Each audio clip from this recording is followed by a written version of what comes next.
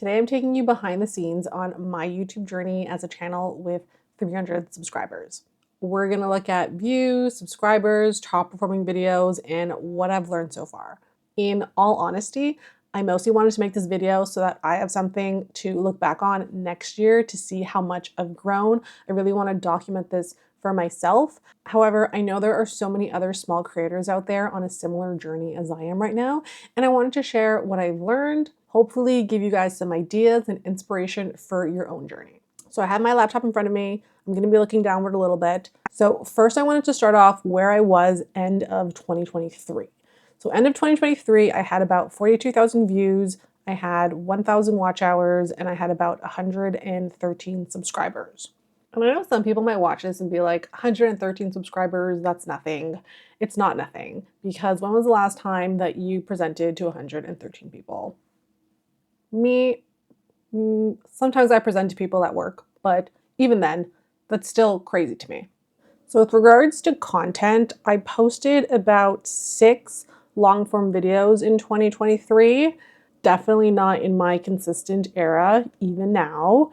I think I posted my very first video back in 2022, and even then it was just sort of here and there when the mood sort of struck. So that carried me into 2023 as well. So I have about 6 long-form videos and then about 9 short-form videos. So now looking at 2024, still didn't post consistently, but numbers have still gone up, which is so cool to see. So I had about 48,000 views, so just under 50,000 views for the year. My total watch hours for the entire year is just under 2,000. And then I was able to gain about 200 more subscribers. So I'm currently sitting at about 316 subscribers, which again is just crazy. If you are new here, thank you so much for subscribing. I can't believe that you saw me, thought that, hey, I like this girl, and decided to subscribe. So if you can see here, the whole first half of 2024, I did not post anything. And then I think I posted my first video of 2024, July 28th. And this was my pressing DTF transfers with my Cricut Easy Press. And this video I actually filmed back in January. So I filmed this video before I was going on my Disney World trip, which I went in January. And if you're wondering why I posted it in July instead of closer to January, it's because I was really struggling with editing. So many people like to talk about you don't need fancy equipment to make videos. You can film on your phone, you can edit on your phone. And yes, that's true, but that's not a fun experience. I don't know about you, but editing on my phone is not a fun experience. First of all, when I first started posting videos in 2022, I think I was on the iPhone 10. I did not have space for any of these videos. I was constantly having to go and delete things in order to be able to film. And then from there, I would actually edit on my iPad. Again, did not buy my iPad for editing, so there really is not enough space on there to edit. So I was constantly having to complete a video, make sure I uploaded it, deleted it off, deleted all the clips off, deleted as many apps as possible on my iPad so that I could continue editing. Why? Because I didn't have a computer that could support video editing. And that's something that a lot of people don't talk about, I feel like, when they talk about starting a YouTube channel. They're always talking about like your camera. And I think at this point, we all know that we can film on our phones, but I don't think that's a fun experience to edit on my phone. I'm a millennial and I work off of 2 24-inch monitors at work. So there's no way that I'm going to spend multiple hours staring at my phone to edit and then try to do things like with my finger. It wasn't going to happen. So I had filmed a few videos and I just never got around to editing them because I knew that editing on my iPad was going to exhaust me. So I finally caved and bought a new computer in June. And because I had this footage, I was like, I'm just gonna practice on this. I know these are a little bit old now. They don't really align with when I filmed it, but something like this, to be fair, I think DTF transfers with your Cricut Easy Press is more searchable. It doesn't really matter when it was posted. I uploaded a few shorts as well around that time. Nothing that really took off, I would say. It was pretty like consistent growth with those shorts. And then I do have another long form video here, which was my Disney and Florida shopping haul. Again, filmed that in February when we got back from our trip and finally edited and uploaded it in August. So then September, this was a really interesting one. So I posted a video closet declutter and organization. Again, I had already filmed this. I filmed this video back in October 2023. I finally uploaded it September 2024, a year later. And compared to all the other videos on my channel, this one took off. So when they say you never know what video is going to just start blowing up, it's true. This is the one that really showed me because I just uploaded it because I was like, whatever, I have all this footage. I don't want to just delete this footage. I'm going to edit and I'm going to upload it. And there we go. And if we look a little deeper into that one, this video has gotten me over 300 watch hours, 326 watch hours, and it's been up since September 9th. So again, for my 300 subscriber channel, that is huge. That is such a big chunk of my total watch hours. Again, for the whole year, I'm currently sitting just under 2,000.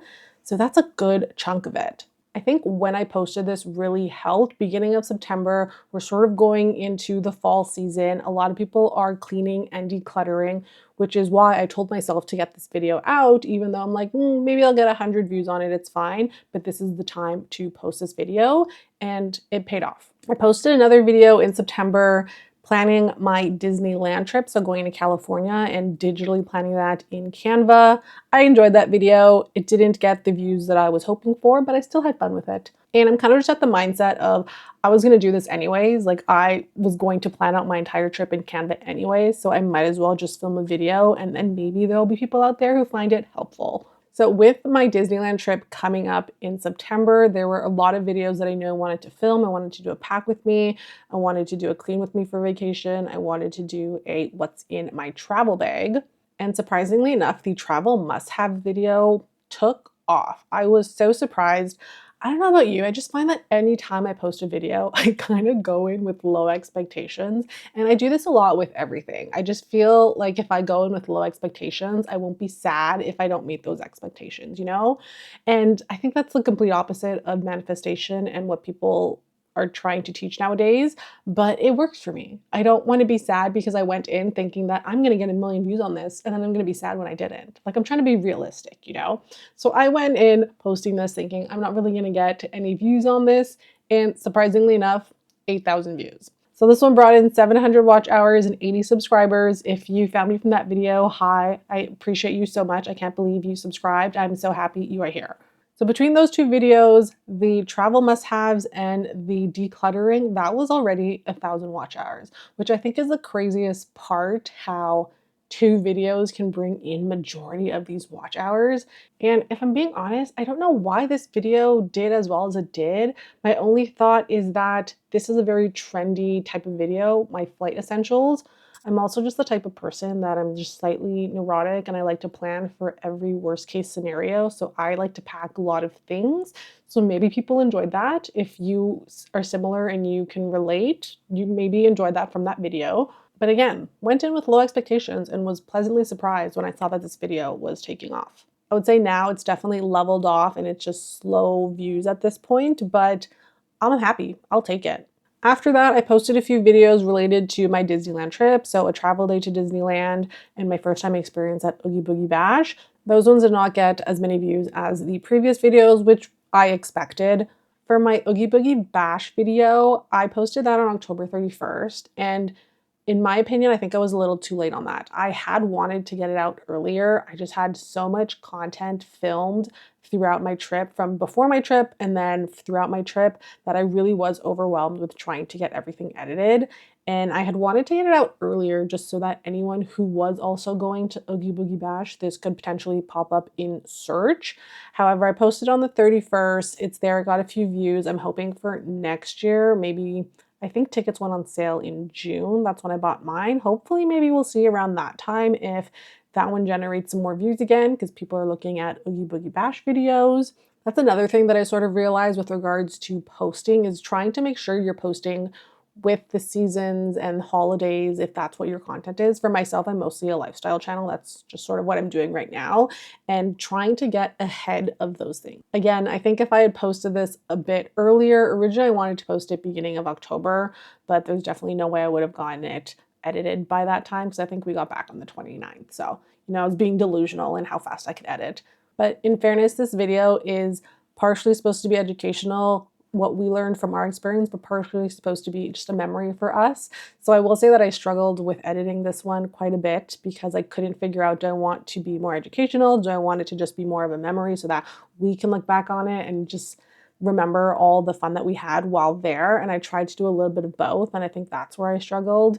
If you do similar content, I would love to know how you manage that. My whole idea with my channel in general was just to document my life a little bit more. I'm 33. I feel like the days are just slipping by. You know, I turn around, it's been a week. I turn around the other side, it's been a month, and I'm just like, what have I been doing? So a big part of me wanting to start my channel was just to document my life a little bit more. Yes, I have all these photos on my phone. I just feel like videos are more fun. I love looking at this video from Oogie Boogie Bash and just reliving this experience. So I'm just trying to figure out how to balance that in saving memories for us as well as being helpful to other people. Now, November, I did not post anything. I think I had some life things pop up. I think I was painting. I was trying to finish some painting in our hallway. I was painting our baseboards, and I just wanted to focus and get that done. So I didn't really have any time to edit videos. I have 3 videos that I have not finished editing or posted with regards to our Disneyland trip. And my whole plan was actually to edit those and post those in December. However, I saw a video from Nicole Yvonne here on YouTube. I'll post it down in the description. And it was just a tips and tricks video for Vlogmas and how to manage it, how to approach it. And I was really inspired by this video. I had no plans of doing Vlogmas. It was not on my radar by any means. Again, I was just going to edit my videos from Disneyland and post those in December. I wasn't planning on making any holiday content. I was going to rest. And then I just came across her video, and she was talking about doing Vlogmas. Try to aim for 10-minute videos. They don't need to be really long. You don't have to film your whole day. And just the way that she was explaining it really made me feel like, I think I can do this. I think this is achievable for me. And then once I got this idea in my head, I'm going for it. I had originally wanted to do a tier ranking video of every single Netflix original holiday rom-com movie. But then I thought to myself, okay, I need to watch all these movies. So when I got the idea to do Vlogmas, I was like, wait, I can watch one movie every single day. That way it's a lot more achievable to get through all of these videos. And then by the end of it, I can do a tier ranking video. So that was my goal. I did not achieve that goal, but I'm very proud of myself for trying. I managed to put out 13 videos in December, which crazy. Were they good? No, they weren't good. Did I have fun? Yes, I did have fun. And again, I'm just very proud of myself for attempting this, for following through on it for as long as I did. Some videos I filmed, edited, and posted it within the same day, in like 5-6 hours, which was crazy. Didn't think I could ever do that with a video, be able to edit, film, post all in the same day. So that taught me that I can do it depending on the type of video. For all of my Vlogmas videos, half of it was me doing like daily Christmassy things, and then the other half was me watching my movies because again, I wanted to watch one movie a day. So the vlogging part was actually very fun. I'm surprised that I enjoyed it as much as I did.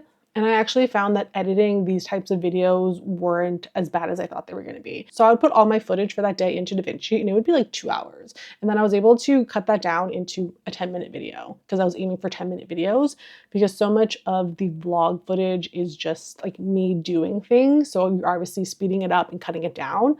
So I was surprised that the whole process of that actually wasn't that bad. Now again, it didn't bring in the subscribers or the views that I would have liked, but I just had fun with it. And I think next year I might consider doing it again. I'll probably do the 12 videos. I'm not going to try to do 24 because that was way too much unless I get a head start in November. But I think the 12 videos, I did really like that. I was not able to get my ranking video up because again, I did not leave myself enough time. I finished watching everything, I think by the 23rd, the Sunday. So I was like, oh, maybe I'll film it on the 24th, get it out on the 25th. However, it just felt like to get a video like that out on the 25th would be a waste. You know what I mean? To have a tier ranking video of all of Netflix's holiday rom-coms, I'm doing it with the intention to let people know what movies they should watch. And I don't know about you, but like once Christmas is done, I'm not really trying to watch Christmas movies. So I'm gonna revisit that probably in November. I have all of my notes on all of these movies since I spent the last month watching everything. And then plus there'll probably be new ones that come out next year. So something else that I found really interesting, My second highest performing video is this video that I did comparing the Dagny Dover Landon in the small size and the medium size.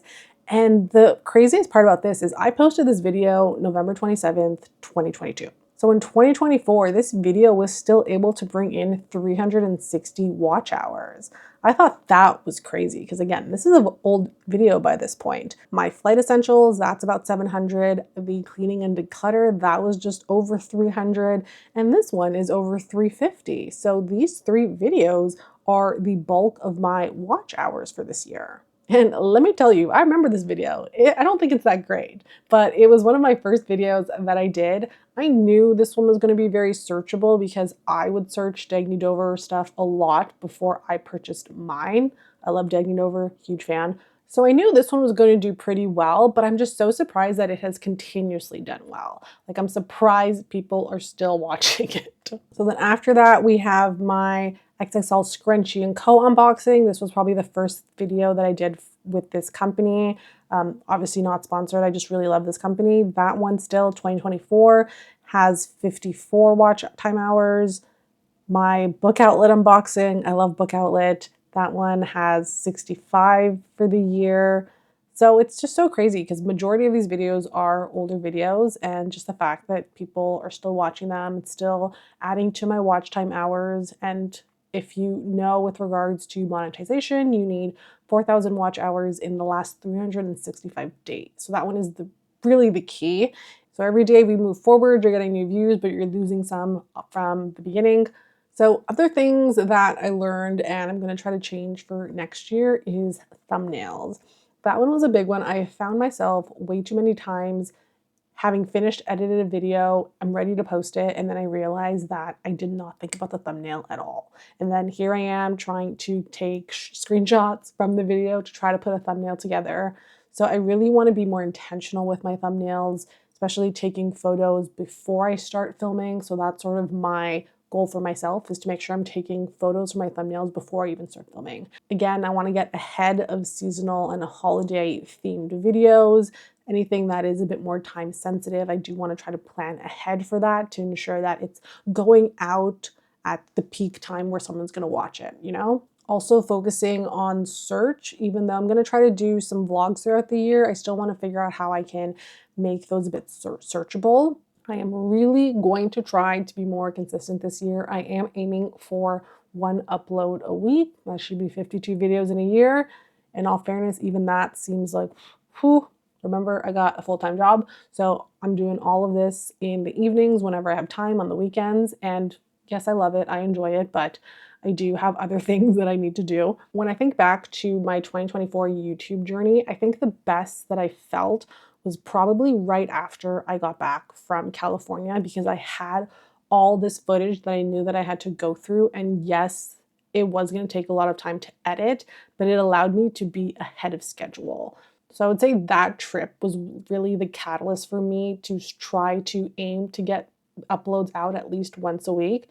Of course, I didn't manage to do that for the rest of the year, but having everything pre-filmed for a little bit gave me a little bit more wiggle room to have time to edit and upload and not have to like film, edit, upload. Okay, film, edit, upload next. It was like, okay, I have this video done. This video is going to come out in 2 weeks. I have this video done. This one's going to come out in 3 weeks. So, you know, just that feeling of being ahead. So I think for myself in 2025, that will really be key for me. If I can get ahead of some of my uploads, I'm hoping to be at least 2 weeks ahead. Ideally a month ahead. That might be a little too much, but I'm going to aim to be at least 2 videos ahead. And I think that'll just give me some breathing room. So even though I am nowhere close to being monetized yet, I am still very proud of how far I've come in 2024 with regards to my YouTube journey. I'm a big believer that progress is progress, no matter how small. I can't wait to see where I will be in a year. I can't wait to rewatch this video with you guys next year so I can see how far I've come. If you're a creator, let me know down in the comments what has been the best part about your journey in 2024. What are you most proud of? What are you looking forward to next year? And hopefully I'll see you back in a year so we can review my new numbers for 2025. Thanks for watching. Bye.